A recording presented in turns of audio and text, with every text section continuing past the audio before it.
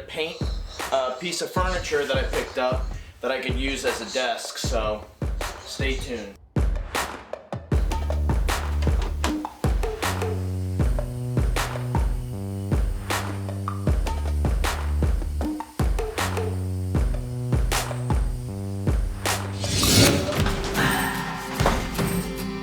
Flip it over this way.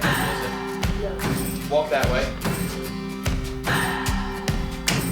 I do have to finish up this desk that I'm building.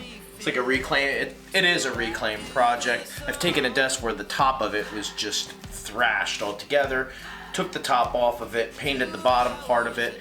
I'm gonna turn it into like a computer desk for myself. That way I'm not always holding the computer on the couch and then it falls and it's just a mess. So we're gonna take care of that right now. I have some wood that I'm gonna use. I really wanna use it for a cool project like this, so we'll get on that. I've gotta cut it to dimension, plane it, joint it, glue it. We're on it. Why do you still hurt? Who's wrong and who's right? I cannot decide.